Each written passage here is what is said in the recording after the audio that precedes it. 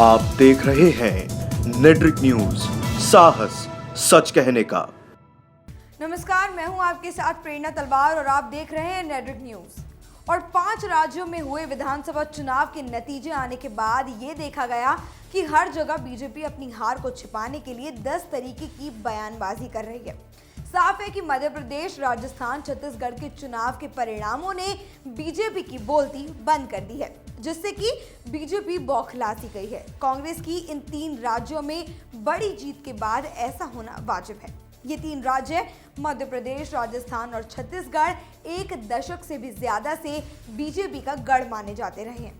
लेकिन अब इन राज्यों में कमल के ना खिलने से राजनेताओं को बौखलाहट तो होनी ही थी।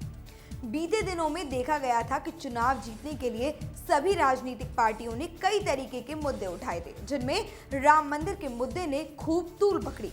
लेकिन अब चुनाव का माहौल शांत हो गया है, साथ ही बीजेपी को हार का मुंह ताकना पड़ा। तो सवाल ये उठता है कि अब जनता का विश्वास किस तरफ बढ़े।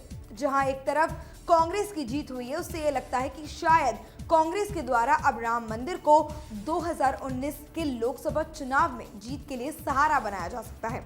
लेकिन केंद्र में बीजेपी की सरकार है और चुनाव के बाद ये आशंका जताई जा रही है कि कहीं ना कहीं बीजेपी के भीतर विरोधाभासी प्रतिक्रियाएं शुरू होने लगी हैं कि राम मंदिर एजेंडा 2019 के लोकसभा चुनावों में कितना कारगर साबित होगा।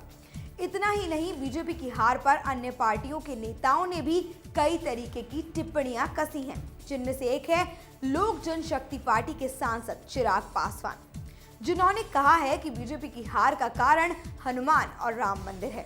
चिराग का कहना है कि 3 राज्यों में हनुमान और राम मंदिर का मुद्दा उठाया गया, जिससे जनता को भ्रम हुआ है। उनका कहना है कि एनडीए का मुद्दा है विकास करना, लेकिन बीजेपी विकास पर ध्यान नहीं दे रही थी। उसके ऊपर उन्होंने राम मंदिर के मुद्दे को हावी किया है और इसी का असर है कि बीजेपी को हार का सामना करना पड़ा है। चिराग पासवान कहते हैं कि इतनी बड़ी ठेस उनको लगी है और इससे संभलने की बीजेपी को जरूरत है। इन तीनों राज्यों में बीजेपी की जोर शोर वाली चुनावी रणनीति असफल रही, क्योंकि लोगों ने रोजमर्रा से जुड़े आर्थिक और सामाजिक मुद्दों के आधार पर मतदान किया था।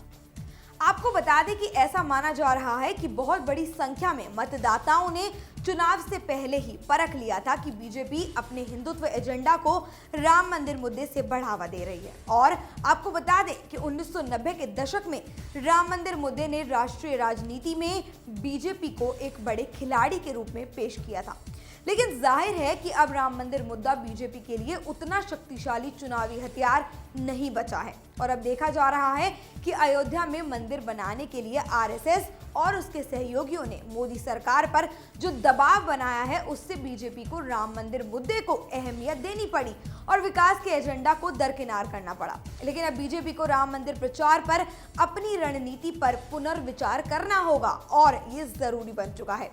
दूसरी तरफ पार्टी के एक हिस्से का ये मानना है कि बीजेपी को राम मंदिर मुद्दे पर ज्यादा जोर नहीं देना चाहिए और बीजेपी का मानना ये भी है कि पार्टी को मजबूत करने के लिए पार्टी वफादारों को समर्थन के लिए राम मंदिर पर अध्यादेश लाना चाहिए। ये बात पानी की तरह साफ हो चुकी है कि राम मंदिर का फैसला सुप्रीम कोर्ट के हाथ में है और अगर सुप्रीम कोर्ट ने जनवरी में राम मंदिर मुद्दे पर सुनवाई नहीं की और एक बार फिर से उसको टाल दिया, तो पार्टी को एक बार फिर से मौका मिल जाएगा अपने मंदिर एजेंडा को खेलने के लिए। फिलहाल के लिए इतना ही। देश और दुनिया की तमाम अहम खबरों को जानने के लिए जुड़े रहिए नेट्रिक न्यूज के साथ। और अगर आप इस वीडियो को फेसबुक पर देख रहे हैं तो फेसबुक पेज को लाइक करें, यूट्यूब पर देख रहे हैं तो चैनल को सब्सक्राइब करना ना भूलें। शुक्रिया।